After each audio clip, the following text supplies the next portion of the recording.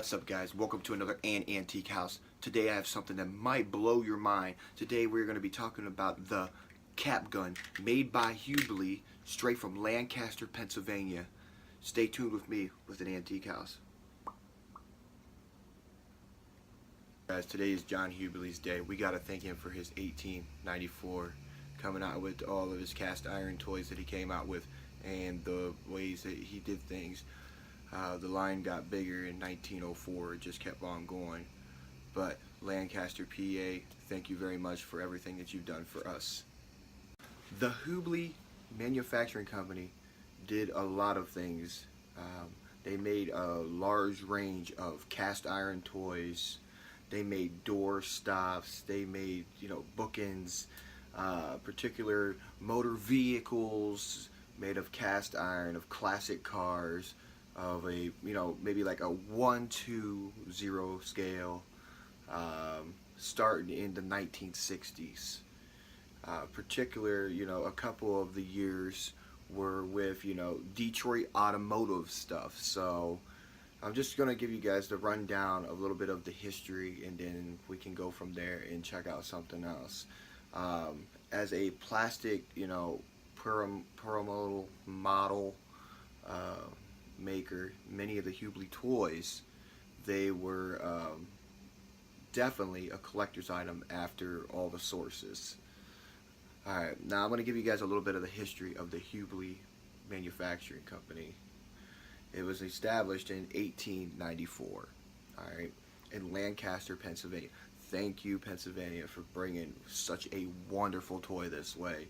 Toys, anything that they did, it was awesome. If you guys want to check out their history, just go to the wiki.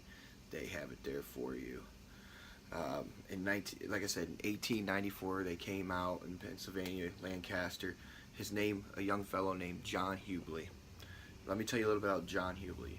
John Hubley was a young man that had so much inside of him to accomplish these goals that he kept doing things and making different things of stuff. So his first things that appeared, it was in 1909. Alright, John Hubley invented the thing and made a cast iron themes from like horse driven things and things that would be seen for young kids and people to look at. Different types of breeds of dogs and a lot of like metal tractors and stuff like that. Steam shovels, I mean, that was a big thing back then. The early toys were known as their 12-inch Packard straight 8-inch line trucks, for like, they were, a little bit longer than normal. Motorcycles. But here, let's check this out, guys. In the 1930s, the company began shifting to a die cast called zinc. Alright, it's an alloy, okay? And then they started messing with it and molding similar things like that and doing things and making them die cast. Now let's try to stay on point here. Let's really talk about what we really wanted to talk about.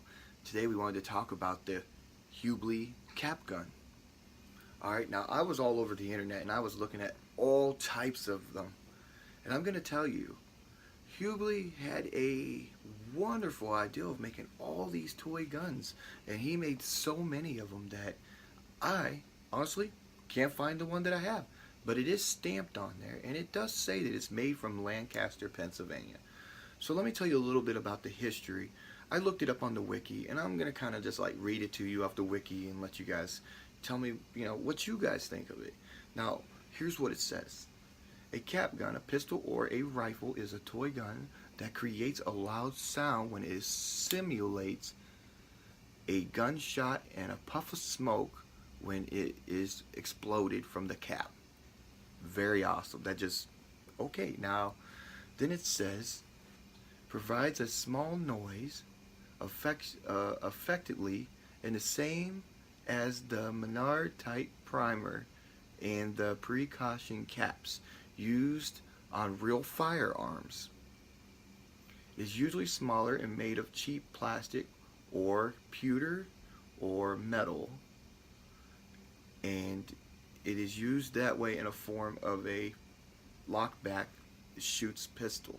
Okay. Did you know that there is different types of cap guns? Well, you know I'm here and I'm going to tell you. There are 2 or 3 different types of cap guns. There is actually 2 that I am know of, and then there's a third that they're calling it the mystery cap gun. But here's what I noticed. There are 2 different types of cap guns. One is a ring cap guns are usually like a revolver pistol that you put it in a cylinder and it pops as you shoot it. Now see, the one I have from Hubley, it has where you stick a roll of paper in it. Okay? And it's called a potato or a spud gun. Usually a cap is provided to burst a gas that will make a flame. Now they call these paper caps. Okay. Now they're trying to say that the paper cap, strips of paper, guns are used to, let's see, it says lieu of the cap ring. So basically it's to replica the other ring. Okay. When you pull the trigger, it spits the paper up, ignites a fire, and pops the gun. Which is freaking awesome, right? So now, what truth on the legal part of it? Alright. The legal requirements now, I don't know about back then, but now they are definitely this. Alright, it's saying today the cap guns, other toys in the US and manufacturers have to have a bright orange tip. Alright, I understand that, so it don't simulate, so it don't look like it's a real gun. Okay, it can look as real as it wants, but it's got to have the orange cap on it. Okay, now it says here that in July of 2008, the U.S. Customer Product Safety Commission banned toy caps producing peak sound. So you're not even allowed to buy them anymore. All of the guns that make pop noises, they are technically illegal. Alright, if you guys want to check that out, it is underneath the wiki. You can look it up and see it there. Now it says other uses. Alright, we're going to check out the other uses now. Cap guns have occasionally been used in toys other than cap guns. Okay, they were in figures, mechanical, like toys that would move.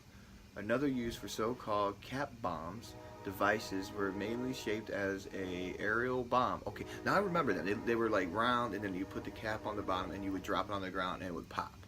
Okay, guys, I hate to end this, but the moral of the story is John Hubley, thank you for all the wonderful years that you've given generations after generations of all types of metal, cast iron, zinc, plastic, anything that was put together for the imagination of children's minds and adults, and all your frameworking that you did and all types of other stuff that you got yourself into. Thank you very much for your dedication in keeping the eyes of America alive. This is another episode of an Antique House.